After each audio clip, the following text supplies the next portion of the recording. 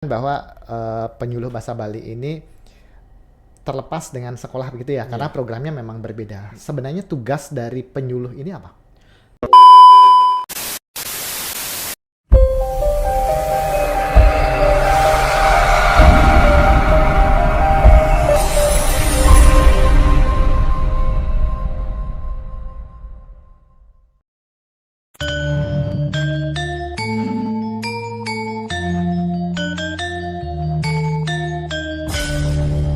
Balai Bahasa Provinsi Bali melayani dengan cinta.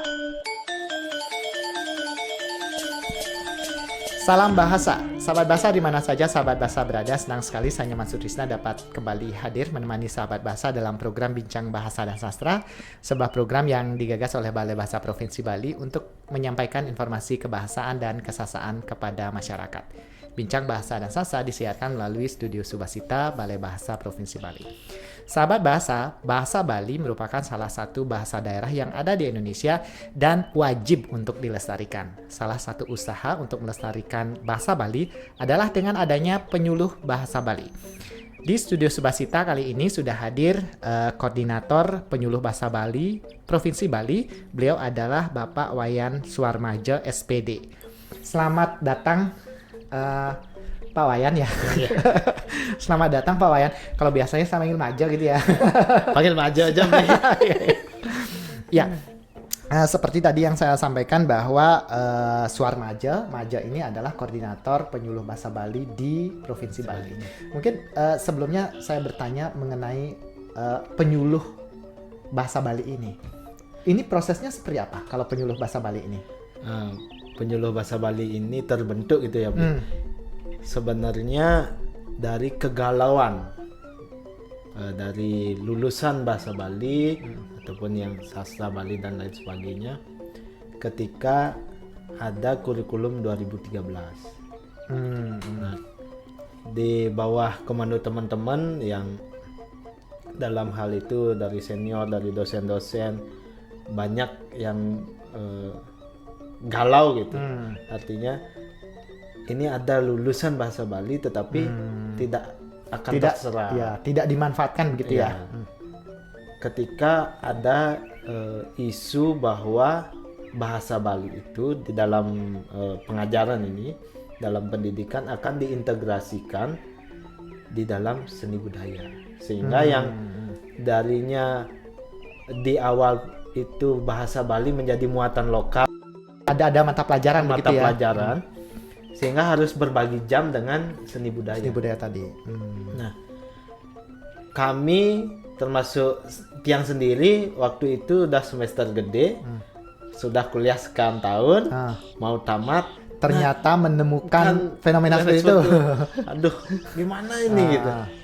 Sehingga teman-teman dari permasalahan itu di bawah bimbingan dan instruksi dari senior-senior semua, dari guru-guru, dosen dan lain sebagainya di perguruan tinggi,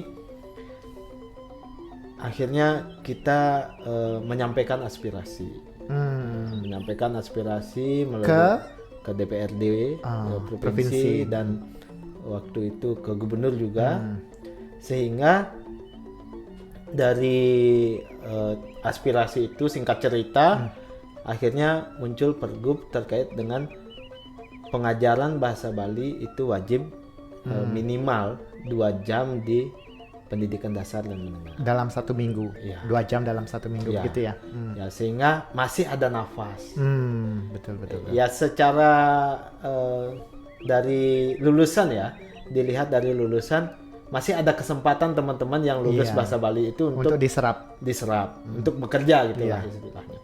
Tetapi dari segi pelestarian bahasa Bali itu sendiri ya mulai berkurang karena kita ketahui bahwa Bali ini kan dikenal dengan pariwisatanya. Dari seandainya memang tidak diajarkan bahasa Bali itu di pendidikan dasar dan menengah itu, secara dapat dipastikan bahwa bahasa Bali itu akan mengalami degradasi. Betul. Diajarkan pun hari ini 2 jam sudah ternyata apalagi tidak diajarkan. Betul. Seperti itu. Nah, dari sana akhirnya ada aspirasi kita diserap, ada yang teman-teman yang lulusnya itu mengajar, dan juga dari pemerintah waktu itu berjanji bahwa akan membentuk penyuluh bahasa Bali. Itu di luar sekolah begitu ya? Yang tugasnya nanti memang pelestarian bahasa, aksara dan sastra Bali itu di luar jam sekolah, di luar pendidikan formal. Gitu. Nah, akhirnya 2013 mulai ada guru diserap, ada pengajaran bahasa Bali, guru kontak dan lain sebagainya itu bisa berjalan. Nah, penyuluh ini belum berjalan sampai 2016 di 1 Juli 2016 itu baru mulai rekrutmen penyuluh yang pertama yang ditugaskan di desa kelurahan, masing-masing desa kelurahan seluruh Bali. Kurang lebih waktu itu formasi yang dibuka 716 formasi untuk penyuluh. Berarti 2016 itu setiap kelurahan dan desa itu sudah mendapatkan satu penyuluh begitu ya? Iya. Dibuka formasinya, tetapi belum terisi semua. Sampai saat ini pun belum terisi semua. Oh, berarti ada desa yang belum memiliki penyuluh ya? Iya. Karena satu mungkin kalau di lapangan itu memang kalau jadi penyuluh itu memang ya dibilang berat ya cukup berat. Hari ini dibilang gampang ya kalau kita bisa memanajemen dalam artian manajemen kreativitas dan lain sebagainya, kita gampang masuk. Nah, ini kembali lagi ke masing-masing penyuluh. Si penyuluhnya. Berarti di awal terbentuknya penyuluh itu 2016 sampai hari ini. Nah, terakhir rekrutmen itu 2019. Nah, kalau sampai saat ini sudah hampir semua desa dan kelurahan ada penyuluh, atau ada satu penyuluh membawakan 2 desa, ada seperti itu? Sementara hari ini masih ada desa yang kosong. Yang paling banyak itu adalah di Jembrana. Karena memang lulusan dari Kabupaten Jembrana sedikit, dan untuk pelamar di Jembrana terakhir memang sedikit juga. Jembrana masih ada yang kosong, terus Buleleng juga masih ada yang kosong beberapa. Karena memang penyuluh itu lebih banyak ditempatkan di daerah asal gitu ya? Iya, kebanyakan seperti itu. Dan tapi memang ada yang ditempatkan di luar kabupaten asalnya dia. Seperti Jembrana juga. Kalau lulusan dari Jembrana saja malah tidak ada, sedikit sekali sedikit, ya.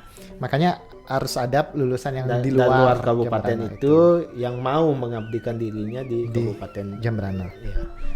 Baik, tadi sudah sempat disampaikan bahwa penyuluh bahasa Bali ini terlepas dengan sekolah begitu ya, karena programnya memang berbeda. Sebenarnya tugas dari penyuluh ini apa? Sebenarnya ada 3 tugas pokok sebenarnya Bli. Yang pertama itu di bidang bahasa, yang kedua itu aksara, yang ketiga itu sastra. Nah, bidang bahasa ya sama seperti Balai Bahasa melaksanakan penyuluhan terkait dengan bahasa Bali. Ya, betul. Yang bisa dilakukan bersama PKK, tapi lebih sering kami melakukan penyuluhan itu ke anak-anak dan ibu-ibu PKK karena mereka memiliki program rutin. Kalau PKK itu kan di masing-masing desa itu memiliki program rutin ya. Nah, kita masuk melalui di sana. Dan juga melalui, kalau anak-anak tadi disampaikan itu mungkin melalui pesraman begitu ya. Pesraman dan kelompok belajar yang kita bentuk. Kita juga membentuk kelompok-kelompok belajar, tetapi kita tidak memaksa. Dalam artian seperti ini. Di satu banjar atau desa itu jaraknya dekat. Misalnya contohnya tempat tugas tiang sendiri itu satu desa 5 banjar. 5 banjar jaraknya ya cukup dekat lah. Kita bisa fokuskan mereka di desa, di kantor desa. Dan karena semua bisa menjangkau ke sana ya. Dan kantor desa pun hidup jadinya. Iya, betul. Ada ketika jam kantor selesai, kita manfaatkan. Ada kegiatan. Ya, kita manfaatkan jam itu, jam yang senggang setelah mereka pulang sekolah itu sampai jam 4, jam 5 itu langsung kita pembinaan, setelah itu mereka pulang. seperti itu. Nah, memang program yang sudah dijalankan saat ini memang sudah program dari tahun 2016 itu atau ada berubah setiap saat berubah? Sebenarnya program wajib kita memang ada 3 itu. Yang pertama di bidang bahasa, aksara dan sastra.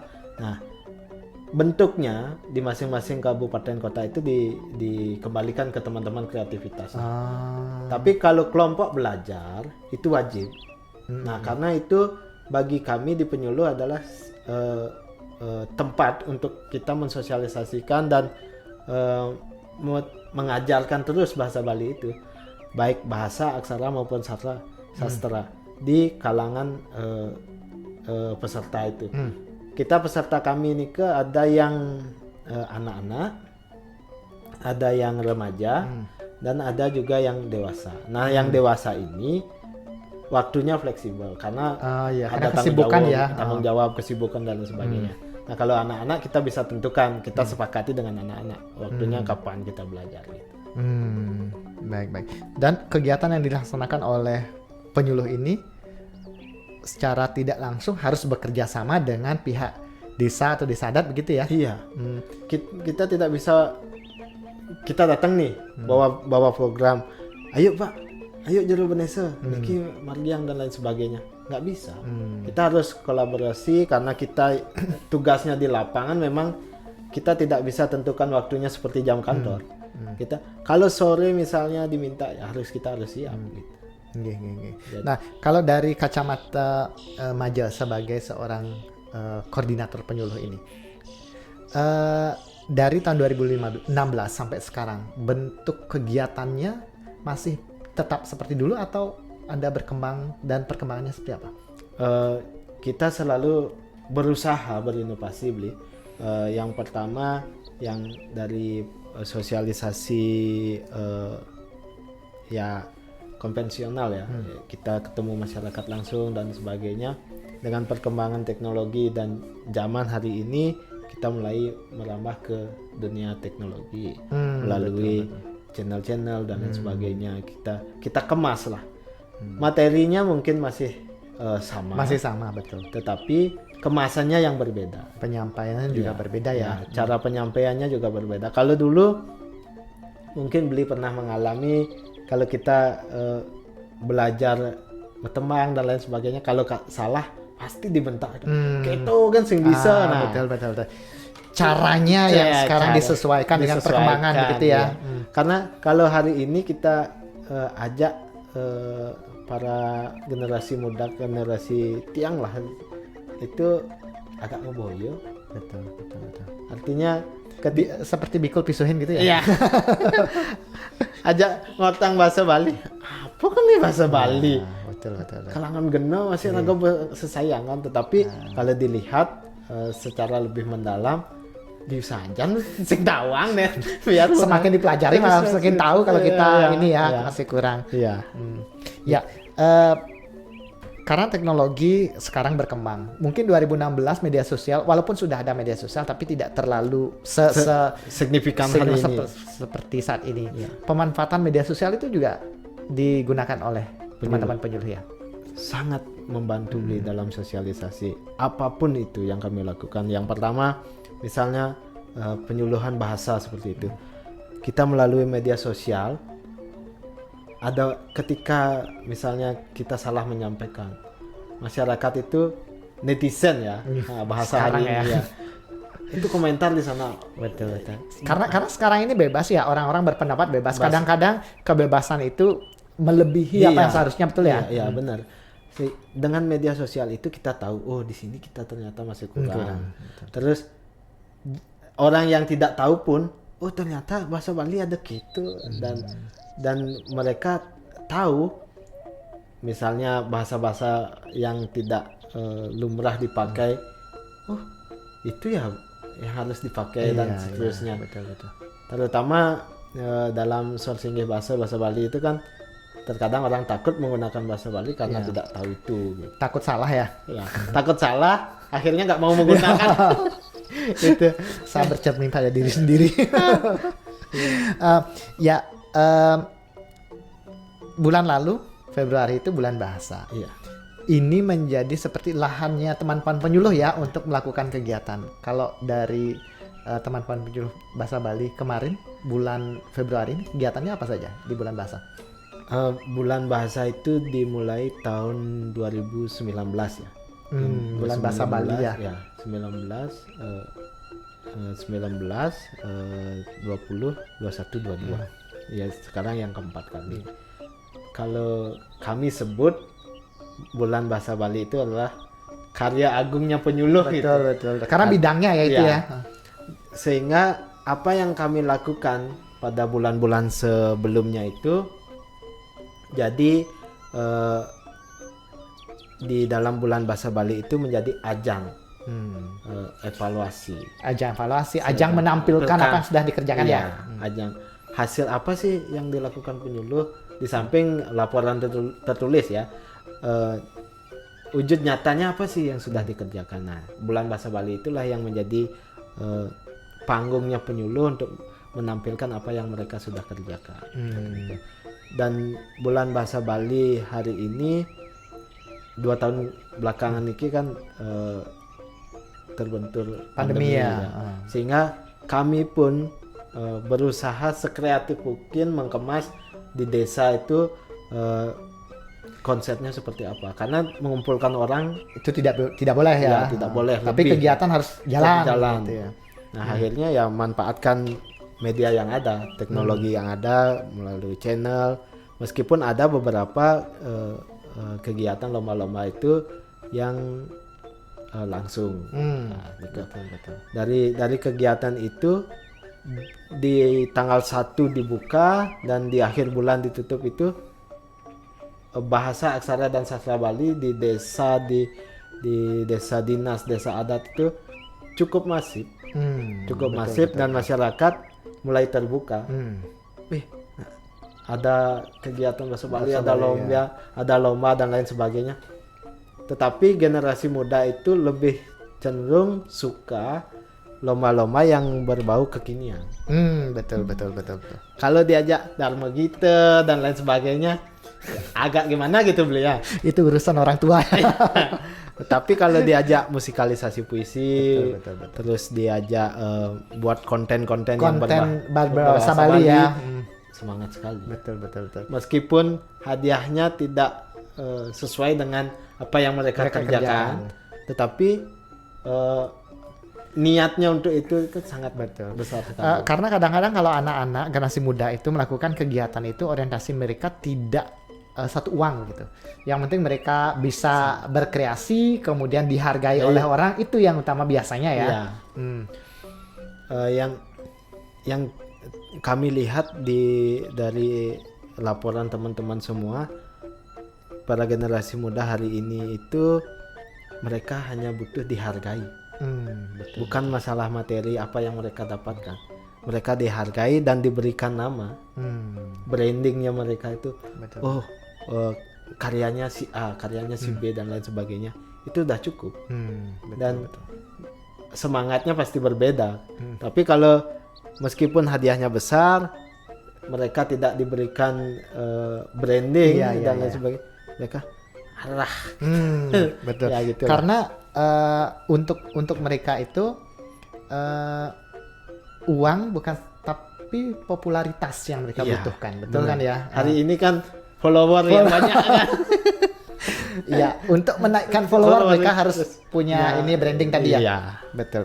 Nah, baik. Tadi kegiatan dari teman-teman penyuluh itu seperti yang sudah tadi disampaikan. Nah, dari struktur pengurus ini kan ada penyuluh. Kalau Maja ini di provinsi ya, ketua koordinator penyuluh bahasa Bali di provinsi. Itu organisasinya apa ya, Pak? Di kabupaten ada atau bagaimana betulnya? Kami di penyuluh bahasa Bali itu ada di pengurus ya, bahasanya itu tingkat provinsi, ada koordinator, wakil, bendahara dan seterusnya bagian-bagian bidang lontar dan lain sebagainya. Terus di kabupaten pun sama seperti itu, dan tingkat kecamatan. Kami itu ada di tingkat kecamatan, kabupaten dan provinsi. Itu koordinasinya tetap berjalan ya di kecamatan itu harus bertanggung jawab kepada yang kabupaten kemudian dan seterusnya begitu ya. Ya, karena penyuluh niki kan banyak sekali niki. Ya cukup banyak 600 sekian orang itu banyak sekali. Tidak bisa mengkoordinir itu, apalagi dinas mengkoordinir itu semua. Pasti kewalahan. Nah, kami sebagai perpanjangan tangan dari dinas untuk mengkoordinir teman-teman di kecamatan, terus di kabupaten. Di kabupaten kota itu minimal ada 40 penyuluh. Minimal, terlebih Tabanan sama Buleleng itu ratusan satu kabupaten itu, sehingga cukup untuk ngurus itu kalau hanya satu ujung susah ya. Sehingga untuk mengkoordinir yang seperti itu, namanya juga bekerja di lapangan itu pasti permasalahan sangat kompleks sekali. Betul. Yang pertama memang permasalahan dari intern penyuluhnya itu sendiri. Yang kedua permasalahan yang timbul dari luar, dari masyarakat. Banyak sekali, seperti diketahui di lapangan itu tidak semua orang senang. Itu yang pertama. Yang kedua dan tidak semua orang memiliki visi dan misi yang sama ke bahasa Bali itu ya. Iya, benar. Dan ya dari intern kemampuan orang atau teman-teman penyuluh ini kan berbeda. Kemampuan berkomunikasi, kemampuan yang dimiliki dalam materinya itu kan masing-masing orang berbeda, dan jam terbang mempengaruhi, dan mau belajar itu sangat mempengaruhi, sehingga salah ketika berkomunikasi, tanggapan yang diajak komunikasi itu pun akan berbeda. Sehingga permasalahan pasti akan muncul. Nah, itulah yang menyebabkan kami perlu ada yang mengkoordinir teman-teman, sehingga kalau tiang sendiri yang mengkoordinir 600 orang itu susah sekali. Betul. Sehingga ada teman-teman di kabupaten, ada di kecamatan itu lebih sangat membantu di dalam mengkoordinir teman-teman, termasuk di dalam melaksanakan program-program yang kami canangkan di provinsi. Provinsi harus melaksanakan program ini. Betul. Di kabupaten kota disesuaikan dengan kondisi di kabupaten kota. Iya. Nah, tadi sudah sedikit disampaikan tantangan dan kendala mungkin yang bisa disebutkan yang tadi. Nah, kalau dari teman-teman penyuluh sendiri melihat kondisi bahasa Bali saat ini bagaimana sih? Teman-teman penyuluh, kalau bahasa Bali saat ini seperti yang sampaikan tadi itu memang sedikit mengalami penurunan. Karena perkembangan zaman ya. Tetapi paradigma itu kita harus rubah. Seperti kita ketahui bahwa bahasa Bali itu bukan hanya belajar sourcing bahasa, bukan hanya lontar. Hari ini kan teknologi sudah maju dan lain sebagainya. Kita voice note pun bisa menggunakan bahasa Bali. Terus aksara Bali pun hari ini sudah merambah ke dunia digital. Ya. Betul. Ada searching menggunakan bahasa Bali, teman-teman di komunitas Wikimedia dan lain sebagainya, komunitas yang lain sudah bergerak ke dalam dunia digital. Kita harus terbuka untuk itu agar bahasa Bali ini bisa tetap dikenal, bisa tetap digunakan dimanapun, baik melalui secara langsung ataupun digital. Itu kita bisa gunakan. Dan kami punya slogan bahwa bahasa Bali itu keren. Iya. Biar tidak bahasa Bali apa sih bahasa Bali daerah kuno sekali ya. Itu. Untuk meningkatkan prestise dari bahasa Bali itu ya kita harus bangga dengan bahasa Bali begitu ya. Karena kalau kita tidak bangga dengan apa yang kita miliki, siapa lagi yang mau membanggakan? Betul. Kita orang Bali sudah seharusnya dan wajib melaksanakan dan menggunakan dan melestarikan bahasa aksara dan sastra Bali itu. Karena orang Bali dari lahir, mungkin dari dalam kandungan sudah menggunakan itu sampai nanti amor dengan cindi ya. Betul. Nah, tadi sudah disampaikan bahwa usaha untuk melestarikan bahasa Bali dan mengenalkan bahasa Bali ke dunia sekarang, dunia digital itu sudah dilaksanakan banyak kalangan begitu ya. Nah, Kalau Maja melihat sendiri fenomena di lapangan penggunaan bahasa Bali oleh generasi kita itu seperti apa? Kalau saya melihat sudah mulai menurun. Kenapa saya katakan menurun? Karena banyak saya lihat anak-anak generasi muda, yang anak-anak kecil itu di rumah itu sudah menggunakan bahasa Indonesia, sudah tidak bahasa Bali. Itu bagaimana? Kalau dari penyuluh melihatnya? Kami sempat melaksanakan survei sederhana ya beli di tahun 2018 atau 19 itu. Memang keberadaan bahasa Bali di kalangan generasi muda khususnya itu sudah mengalami penurunan. Tetapi tidak bisa dikatakan tidak digunakan. Masih digunakan tetapi campur kode. Betul. Bahasa Inggris bedik, bahasa Indonesia masuk ke sana ya. Bahasa Bali. Akhirnya ya tata bahasanya campur lah. Tetapi masih digunakan gitu. Meskipun orang tuanya pun seperti itu kebanyakan. Dia ngerti bahasa Bali, tapi tidak mengucapkan itu susah. Karena mungkin faktor pekerjaan dan lain sebagainya, sehingga belajar menggunakan bahasa Bali itu susah lidahnya. Betul. Tetapi sama halnya ketika orang yang sudah sering menggunakan bahasa Bali, ketika menggunakan bahasa Indonesia lidahnya kaku sama. Juga.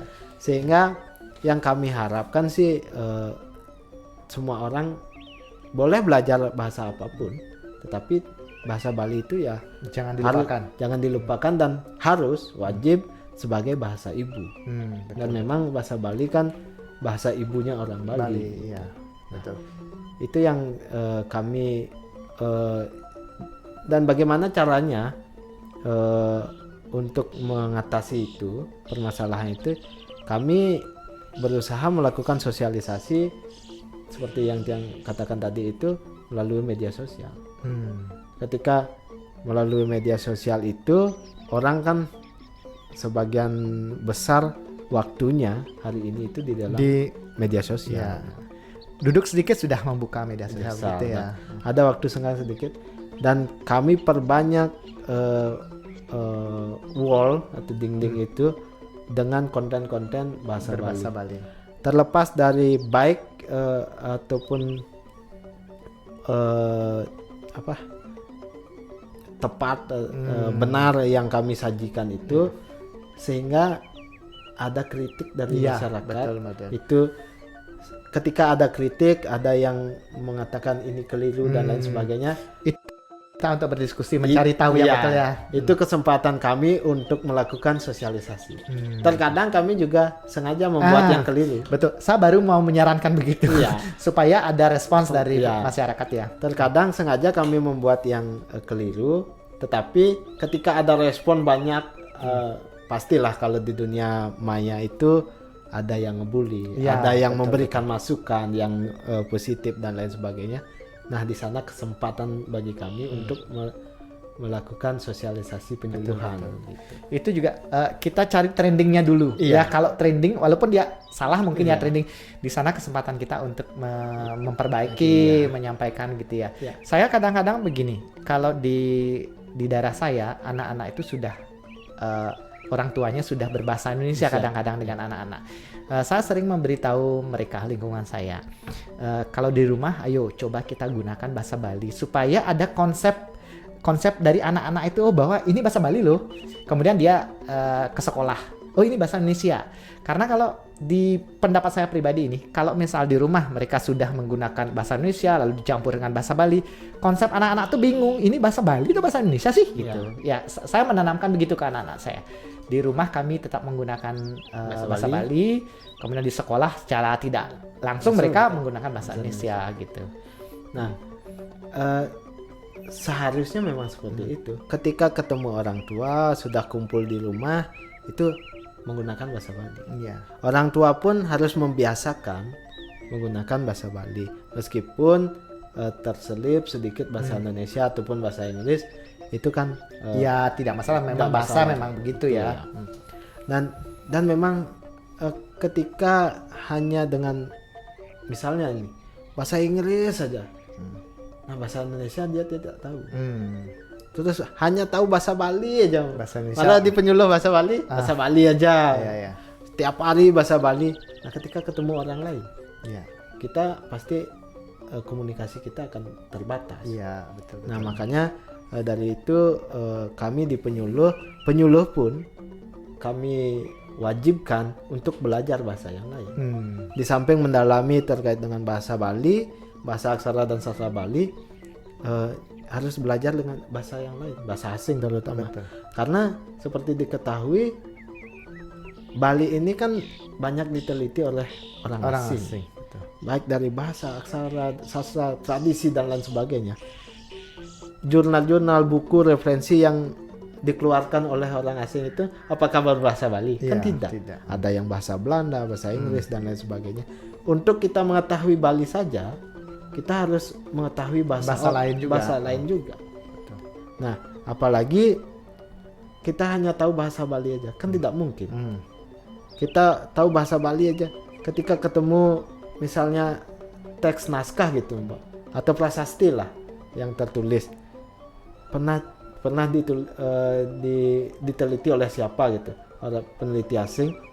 Nah, itu kan tidak ada terjemahannya dalam bahasa Bali. Ya, betul. Pasti ada bahasa Inggris. Nah, orang Bali pun harus tahu bahasa Inggris, bahasa asing untuk mempelajari bahasa Bali dan Bali itu sendiri gitu. Betul. Jadi kami di penyuluh itu mewajibkan teman-teman untuk belajar juga bahasa asing, dan kalau bahasa Indonesia kan sudah bahasa nasional. Dan bahasa Bali juga harus mereka pahami betul. Nah, itulah yang kami lakukan dan kami sosialisasikan ke masyarakat juga bahwa kalau belajar bahasa Bali tidak hanya belajar bahasa Bali tok, sorsingge bahasa, aksara Bali dan lain sebagainya, tetapi harus juga belajar bahasa asing untuk menambah pengetahuan kita atau referensi kita tentang Bali itu sendiri. Iya, betul. Nah, tadi sudah disampaikan harapan terhadap teman-teman penyuluh bahasa Bali. Secara umum, harapan dari Majel sebagai perwakilan dari penyuluh itu, harapannya terhadap masyarakat mungkin, terhadap anak-anak. Harapannya kepada masyarakat, ya masyarakat harus tetap melaksanakan atau berbicara atau menggunakan bahasa Bali itu. Jangan malu menggunakan bahasa Bali. Bahasa Bali itu keren gitu. Jangan dianggap kuno. Kemudian sih belajar bahasa Bali, kang pipis dan lain sebagainya. Tetapi karena mereka tidak tahu kalau menguasai bahasa Bali dapat menghasilkan uang. Iya. Maja contohnya. Ya. Memang kegiatan bahasa Bali itu sebenarnya di awal ya Bu. Niki cerita yang sedikit. Belajar bahasa Bali, sourcing bahasa nulis kan gitu. Ketika setelah tamat kuliah terjun di dunia perbahasa Balian, ternyata luas sekali. Ada dan bisa mendatangkan cuan ya. Bisa kalau kita kreatif dan kita bisa komunikasi. Itu tadi yang katakan tadi, tidak hanya menguasai bahasa Bali, bahasa asing pun kita kuasai. Betul. Ketika kita mau mensosialisasikan bahasa Bali dengan bahasa asing, ya rezeki itu pasti datang. Gitu. Dan harapannya kepada masyarakat, sekali lagi, gunakan bahasa Bali, jangan malu menggunakan bahasa Bali, kuasai bahasa asing, sehingga paradigma terkait dengan bahasa Bali tidak mendatangkan uang itu bisa kita hilangkan gitu. Nah, terus harapannya kepada teman-teman penyuluh, tetap semangat apapun yang terjadi sebagai garis terdepan. Betul. Pelestarian bahasa Bali dan harus didukung juga sama senior-senior, penglingsir dan guru-guru, dosen semuanya. Semoga harapannya adalah bahasa Bali itu tetap ada, lestari dan bisa berkembang. Baik. Nah, untuk pemerintah harapannya jangan hanya program yang sifatnya sementara, sebagai keseriusan untuk melestarikan bahasa Bali ini dan keseriusan kepada penyuluh itu, harapannya sekarang ini kan penyuluh ini masih kontrak per tahun diperpanjang. Nah, semoga ada jalan supaya itu ditetapkan gitu ya. Kebijakan yang lebih baik untuk penyuluh bahasa Bali. Betul. Baik, biar supaya semua berjalan saling bersinergi antara pemerintah, masyarakat, penyuluh itu sendiri ya. Oke. Ya, Maja, itu saja diskusi kita. Ternyata tidak terasa sudah 30 menit ya. Kalau sudah ngobrol begini. Baik, terima kasih banyak sudah berbagi informasi tentang penyuluh dan pandangan-pandangan dari teman-teman penyuluh terhadap bahasa Bali itu sendiri. Kita akan bertemu lagi, nanti kami akan mengundang Maja, mungkin teman-teman penyuluh lain untuk berdiskusi lagi di sini. Baik, sekali lagi terima kasih Maja. Kami juga terima kasih sudah diberikan kesempatan untuk yang ngobrol di sini. Maja, terima kasih. Sampai ketemu lagi. Baik, sahabat bahasa, demikian tadi diskusi saya dengan Bapak Wayan Bapak Wayan Suarmaja. Beliau adalah koordinator penyuluh bahasa Bali di Provinsi Bali. Semoga diskusi kami tadi bermanfaat dan kita akan bertemu lagi dalam bincang bahasa dan sastra selanjutnya. Salam bahasa. Untuk kita